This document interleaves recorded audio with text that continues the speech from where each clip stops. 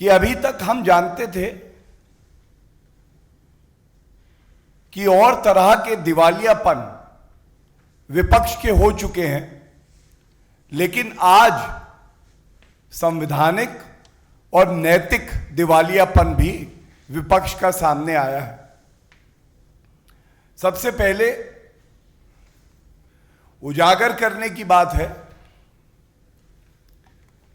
जो 3 किसानों के कानून आए हैं, उसके मद्देनजर विपक्ष कहता है कि हम जो प्रेसिडेंशियल एड्रेस होता है संविधान के तहत, उसका बॉयकॉट करेंगे। तो पहला बिंदु तो मैं ये उठाना चाहूंगा, ये वही विपक्ष है जो कुछ समय पहले तक कह रहा था संसद का सेशन होना चाहिए, और जब संविधान की शपथ लेके हर सांसद ये कहता है कि मैं केवल संविधान का पालन नहीं करूंगा, मैं संविधान की रक्षा भी करूंगा। तो आज ये प्रश्न पूरा देश पूछ रहा है कि महामहिम राष्ट्रपति जी का अभिभाषण अनुच्छेद 87 केवल आपके ऊपर एक दायित्व नहीं देता है। जिन लोगों ने आपको चुना है और संसद भेजा है, वो भी ये उम्मीद करते हैं कि संविधान की रक्षा आप करेंगे, और सत्र से पहले ये जो राष्ट्रपति जी का अभिभाषण है, इसमें आपको सम्मिलित होना आपका कर्तव्य है, आपकी जिम्मेदारी। और ये पहली बार ऐसा नहीं हुआ है, इससे पहले भी याद करिए, जब देश नरेंद्र मोदी जी के नेतृत्व में भारत का स्वर्णिम इतिहास लिख रहा था, जीएसटी कानून जो कांग्रेस दशकों तक असफल रही पारित करने में, कॉन्सेंसस बना के जब बीजेपी की एनडीए की सरकार ने पारित किया और एक स्पेशल सेशन बुलाया गया, तब भी कांग्रेस ने यही व्यवहार किया और कहा हम बॉयकॉट करेंगे। तो आज देश ये जानना चाहता है कि आप क्या बॉयकॉट करेंगे। देश की जनता ने आज इन विपक्षी पार्टियों को बॉयकॉट कर रखा। ये दिखाती हैं कि संविधान में इनकी आस्था नहीं है, सर्वोच्च न्यायालय में इनकी आस्था नहीं है, संसद में इनकी आस्था नहीं है, प्रधानमंत्री जी में इनकी आस्था नहीं है, आर्मी में इनकी आस्था नहीं है, पुलिस में इनकी आस्था नहीं है। आस्था किसमें है ये तो बताइए।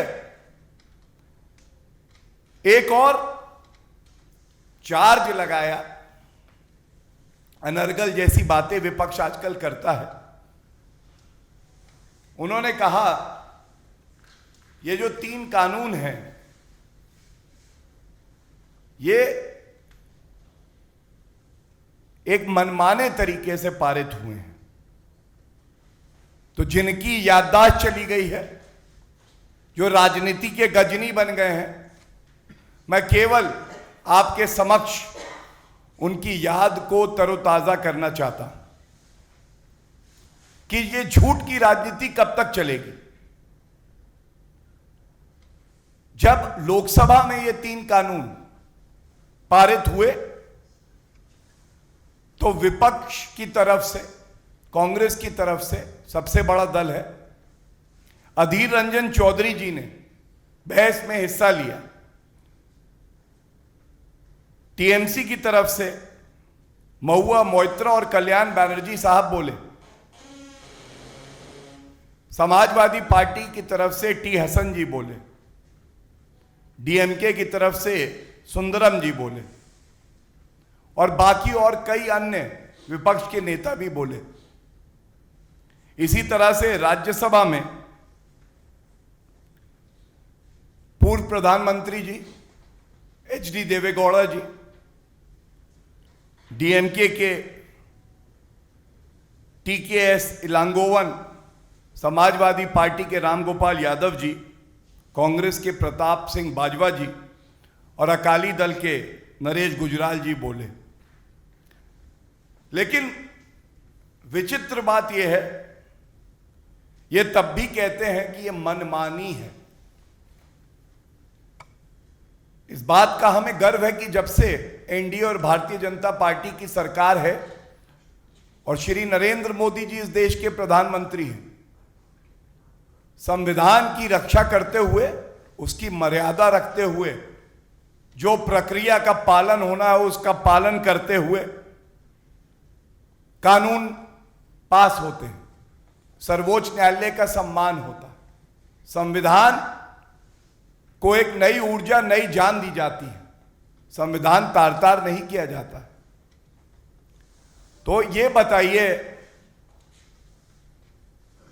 एक बात कही जाती है, यूं तो कोई बेवफा नहीं होता, कुछ तो मजबूरियां रही होंगी। ये जब संसद में चर्चा चल रही थी तो शिवसेना, जो आजकल अलग तरीके की भूमिका निभा रही है, उसने समर्थन कर दिया इन कानूनों का। आज ये विरोध कर रही है। कांग्रेस पार्टी अपना मैनिफेस्टो पढ़िए, 7/11, मैं समय नहीं लूंगा, लेकिन वो कहता है एपीएमसी एक्ट जो है रिपील कर देंगे, खत्म कर देंगे, और एसेंशियल कमोडिटीज एक्ट का संशोधन करेंगे।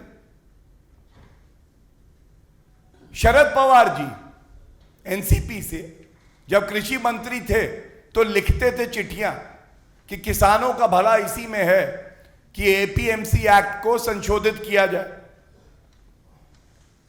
अकाली के बारे में क्या कहना, उनके सर्वोच्च नेता, हमारे लिए बड़े सम्मानित हैं, प्रकाश सिंह बादल जी ने कहा यह किसानों के हित में कानून है। हरसिमरत कौर बादल जी ने भी यही बात कही। तो अब ऐसी क्या मजबूरी आ गई? और आम आदमी पार्टी ने तो एक कानून लागू किया, नोटिफिकेशन किया, लेकिन फिर भी अब पलट गई है। नहीं पलटे, अपने पद पे अडिग रहे, चाहे रास्ता कितना ही मुश्किल क्यों ना हो, अगर देश के हित में है तो उस रास्ते पे चलेंगे। वो हमारे आदरणीय प्रधानमंत्री श्री नरेंद्र मोदी जी हैं। एक वचन लिया उन्होंने, किसानों का हित करेंगे, रॉबर्ट वाड्रा की तरह किसानों की जमीन नहीं हड़पेंगे, किसानों को 1.5 गुना एमएसपी देना, स्वामीनाथन कमीशन की सिफारिश, और स्वामीनाथन जी ने तारीफ करी। किसान सम्मान निधि 1,20,000 करोड़ रुपए सीधा किसानों के खातों में पहुंचे, सॉइल कार्ड देना। अगर किसी ने चरितार्थ किया है तो वो देश के प्रधानमंत्री नरेंद्र मोदी जी हैं। और इसीलिए देश आज पूछता है कि विपक्ष की पार्टियां कहती हैं हम बॉयकॉट करेंगे, ये पलटियां आप क्यों खा रहे हैं? इसकी वजह तो हमें बता दीजिए। और इसके बाद एक बात और आई, जो गणतंत्र दिवस पे कानून को तार-तार किया गया। गणतंत्र दिवस वो पवित्र दिवस है जिस दिन हमें अपना संविधान मिला, लेकिन उसी दिन हमने देखा किस तरह से कुछ बहरूपीय जो अपने आप को किसान बोलते हैं, उन्होंने अराजकता फैलाई, खून बहाया, और राष्ट्र ध्वज तिरंगा, जिसके लिए कैप्टन विक्रम बत्रा जी ने कहा था, परमवीर चक्र मिला था उन्हें, कि यह तिरंगा हवा की वजह से नहीं उड़ता, यह उड़ता है हमारे वीर जवानों की सांसों की वजह से। इतना बड़ा एक प्रकरण अराजकता का हो गया, लेकिन कांग्रेस पार्टी, ममता बनर्जी, समाजवादी पार्टी, इनके मुंह से यह शब्द नहीं निकला कि मैं निंदा करता हूं, मैं निंदा करता हूं। क्यों? और इसकी वजह बिल्कुल स्पष्ट है। जब देश से ऊपर मोदी जी के लिए नफरत हो जाए, देश का चाहे नुकसान हो जाए लेकिन मेरा राजनीतिक लाभ हो जाए, तो आपके चरित्र में यह ताकत नहीं रहती कि आप गलत को गलत और सही को सही कह सके, कि आप ये समझ सके कि हां, मुझे देश के साथ खड़ा होना है, पहले देश हित है, देश हित सर्वोपरि, और उसके बाद कोई और राजनीति। और इन्होंने यह तक कह दिया कि यह पूरा जो आंदोलन और प्रकरण है, यह बहुत ही शांतिपूर्वक हुआ। तो मैं एक बात जरूर कहना चाहूंगा एक नागरिक होने के नाते, और जो बात आज हर देशवासी महसूस कर रहा है, जय जवान जय किसान का एक नारा है हमारा, तो पुलिस भी जवान की श्रेणी में आती है। और चाहे जवान हो और चाहे किसान हो, यह अपना लहू तो बहा सकता है, लेकिन यह किसी नागरिक का, जो हमारे देश का है, उसका लहू नहीं बहा सकता। आप भी ये मानेंगे कि आज पूरा देश दिल से सैल्यूट कर रहा है उन पुलिस कर्मियों को जिन्होंने ये सुनिश्चित किया कि उनका खून तो बह जाए, लेकिन किसी नागरिक की जान पे हम नहीं बनने देंगे। जिन्होंने ये सुनिश्चित किया कि बिना एक गोली चलाए अराजक तत्वों को हम ठीक करेंगे।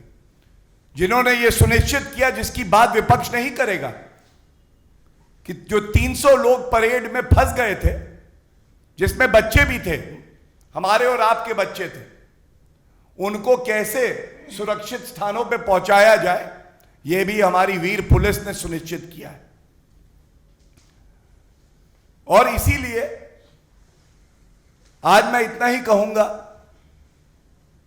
राजनीति जरूर करिए, लेकिन सेना के लिए अपशब्द कह देना, जो कि कांग्रेस का पुराना इतिहास रहा है, आर्मी चीफ को सड़क का गुंडा बुला देना, कह देना कि आर्मी ज्यादा सिविलियंस को मारती है, आतंकवादियों को कम, पुलिस कर्मियों को कभी शाबाशी ना देना, यह ओछी, हल्की और गंदी राजनीति है, और इससे आप हमारे लोकतंत्र को कमजोर करते हैं। एक बात और आई, उन्होंने यहां तक कह दिया कि इस पूरी प्रकरण में जो हिंसा हुई है वो सरकार ने खुद कराई। तो ये वो सरकार है जिसने संसद में कानून पारित किए हैं संविधान के हिसाब से, चाहे सीए हो, चाहे किसानों का ये 3 कानून हो, चाहे अनुच्छेद 370 का संशोधन हो, और उसके बावजूद जब देश के 15 करोड़ किसान और उनके परिवार सरकार के साथ और श्री नरेंद्र मोदी जी के साथ खड़े हैं कि ये दशकों पुराने बदलाव आप लाए, आप हमारा जीवन बदल रहे हैं, धन्यवाद, तो कुछ बिचौलिए, कुछ उपद्रवी अगर इससे नाराज हुए, तो भी ये हमारी सरकार थी जिसने लोकतांत्रिक ढंग से 11 दौर की बातचीत करी, 45 घंटे तक ये बातचीत चली, और यहां तक कह दिया कि 18 महीने से लेके जो और अवधि होगी, ये कानून हम रोके रखेंगे, समाधान निकालते हैं। और इस सरकार पे विपक्ष ये आरोप लगाता है कि ये गैर लोकतांत्रिक है। केवल एक आईना दिखाना चाहूंगा, हो सकता है अपना चेहरा देख के विपक्ष खुद डर जाए। मेरे हाथ में सर्वोच्च न्यायालय के जजमेंट का एक पैरा है। रामलीला मैदान में भी एक आंदोलन चल रहा था। रात के अंधेरे में 1-1:30 बजे निहत्थे सोए हुए नागरिकों पे लाठी चलाई थी, और सर्वोच्च न्यायालय ने संज्ञान लेके जो कहा था, मैं आपके सामने रखता हूं। यह होता है गैर लोकतांत्रिक। कैसे आप विपक्ष की आवाज का गला घोटते हैं, ये कांग्रेस से बेहतर कोई नहीं जानता है। और अब मैं आप पेश कर रहा हूं, कोट कर रहा हूं। As a result of this action by the police, a number of men and women were injured, some seriously. This also finally resulted in to the death of one Shrimati Rajbala. और एक और paragraph, para 143, in no case brick battling by the police can be condoned. They are the protectors of the society and therefore cannot take recourse to such illegal methods of controlling the crowd. यह है कांग्रेस के समय में।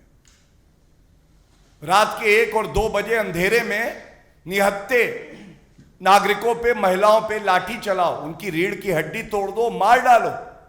ये आज हमें पाठ पढ़ा रहे हैं कि संविधान की रक्षा कैसे की जाती है। एक बात और इनके जॉइंट स्टेटमेंट में आई है, जिसमें इन्होंने कहा है कि संघीय ढांचे का हनन हो रहा है। संघीय ढांचे का इससे बेहतर उदाहरण कोई नहीं हो सकता है कि जो जनहित में लागू स्कीम है उसको आप प्रदेश तक पहुंचा रहे हैं। और ऐसा क्यों है कि आयुष्मान योजना दिल्ली में नहीं लागू हो रही थी पहले?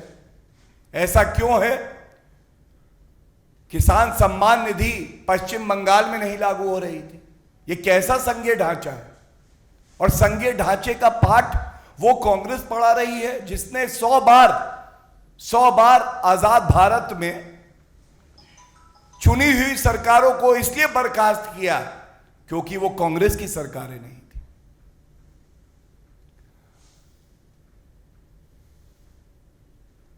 और ये जो जॉइंट स्टेटमेंट आया है, इसमें 16 पार्टियों का नाम है। ईमानदारी, सच्चाई से बड़ी कोई ताकत नहीं होती है। हमने पहले भी देखा है, विपक्ष की पार्टियां सोचती हैं कि हम एक साथ आ जाएंगे तो एक यशस्वी प्रधानमंत्री, ईमानदार प्रधानमंत्री, कर्तव्य परायण प्रधानमंत्री को झुकना पड़ेगा। लेकिन सब जानते हैं कि 2019 के चुनाव में क्या हुआ था। और इतना ही कहूंगा, 0 प्लस 0 प्लस 0 प्लस 0 प्लस 0 लगाते चले जाइए और उनको जोड़ेंगे तो 0 ही निकलेगा। जब तक देश के प्रति जो निष्ठा है उसका एक सामने नहीं लगेगा तो वो बड़ा नंबर नहीं बनेगा। किसानों के साथ भारतीय जनता पार्टी कंधे से कंधा मिला के खड़ी है, लेकिन विपक्ष को इसी मंच से एक मजबूत संदेश देना चाहते हैं। अगर देश हित में कोई कदम उठाया गया है, चाहे वो अनुच्छेद 370 हो, चाहे सीएए हो, चाहे ट्रिपल तलाक का हो, चाहे किसानों का जो कानून है वो हो, और आप ये सोचते हैं कि दबाव बना के वो वापस हो जाएगा, तो याद रखिएगा, ये श्री नरेंद्र मोदी जी की सरकार है। ये केवल जनता के सामने झुकती है।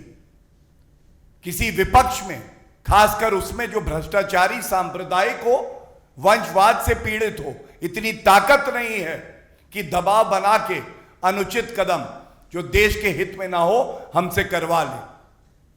और अंत में इस प्रेस वार्ता का यही कह के करूंगा, परसों से तिरंगे की बात हो रही है।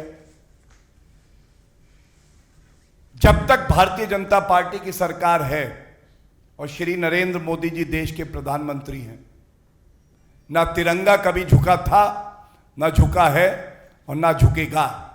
और ऐसी कोई ताकत पूरे विश्व में नहीं है जो हमारे तिरंगे का अपमान कर सके। बहुत बहुत धन्यवाद। कोई प्रश्न हो तो पूछ लीजिए।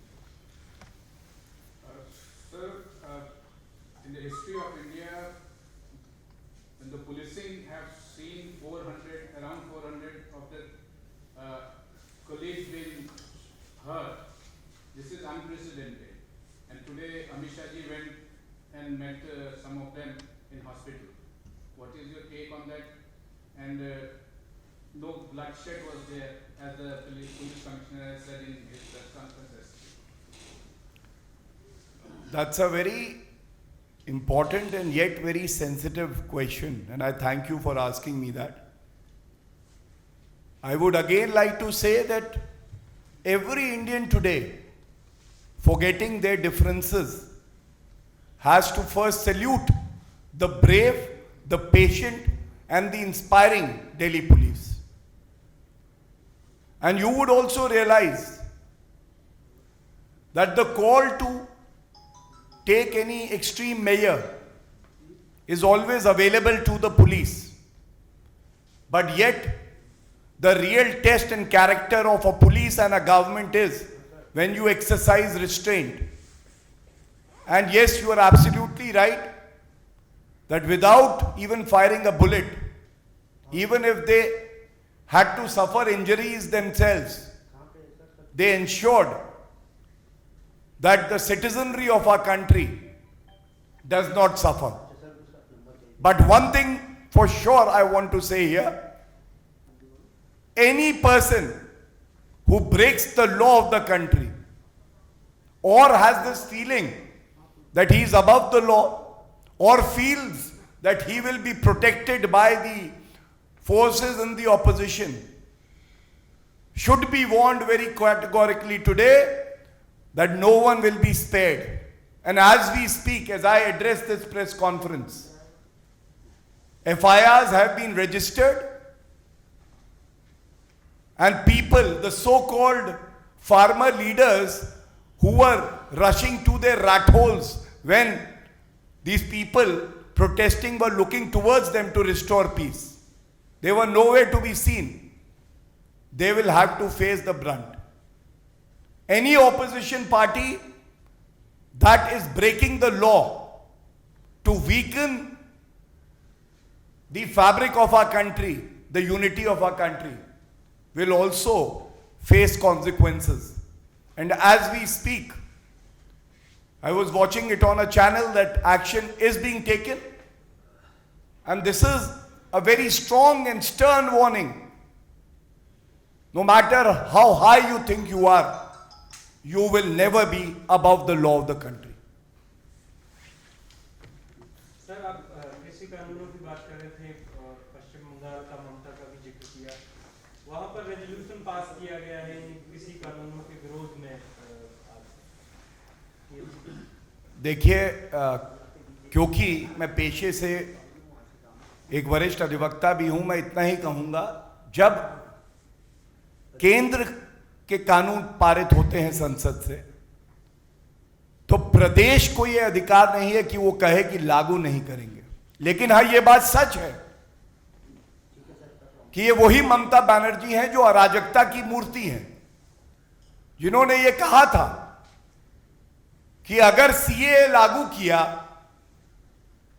तो गृहयुद्ध हो जाएगा। और मैं इतना ही कहूंगा, हर उस व्यक्ति को जिसने संविधान की शपथ ली है कि हम विरोधी हो सकते हैं लेकिन हम दुश्मन नहीं हैं, और संविधान की मर्यादा बनी रहे, यह सुनिश्चित करना केवल और केवल केंद्र सरकार या भारतीय जनता पार्टी का काम नहीं है, यह सबका दायित्व है। और अपने विरोधों के साथ जब हम संविधान के प्रति अपनी तत्परता और प्रतिबद्धता दिखाएंगे, तभी यह देश आगे बढ़ेगा। सर, एक और सवाल यह है कि उपद्रवकारियों ने जो 11 राउंड ऑफ टॉक्स हुए, उनको भी उन्होंने क्या आपके हिसाब से उसको भी डिरेल किया, और अंत में उन्हीं लोगों ने पूरे किसान के आंदोलन को सैबोटेज किया, उसको क्या लगता है? देखिए, ये सब जांच का विषय है, लेकिन मैं एक बात जरूर कह दूंगा कि ये जो 11 दौर की चर्चा हुई, अगर इसमें कोई बड़े मन से, लचीलेपन से बैठा, तो केवल और केवल सरकार और कृषि मंत्री तोमर जी थे। आप बताइए, अगर सरकार भी ये कह देती पहले आंदोलन वापस लो और उसके बाद बातचीत करेंगे, तो शायद ये वार्ता कहीं ना पहुंचती। और इसी तरह से अगर कोई कहता है कि वो किसानों का प्रतिनिधि है तो उसकी भी एक जिम्मेदारी है, खुले मन से दूसरे की बात सुने, या तो दिल जीत ले या अपना दिल दूसरे को जीतने के लिए अवसर दे। यह मूल मंत्र होता है किसी भी संवाद का, और कहीं ना कहीं दूसरा पक्ष इस बात को भूल चुका था। धन्यवाद।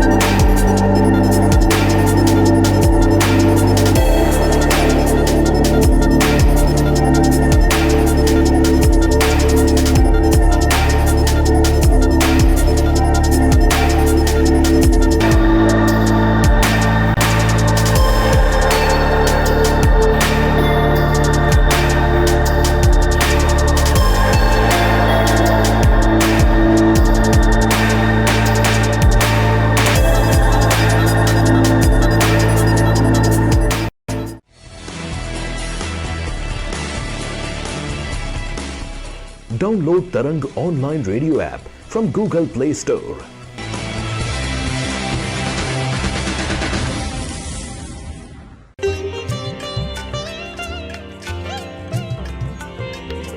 You are listening to Tarang Devotional Online Radio.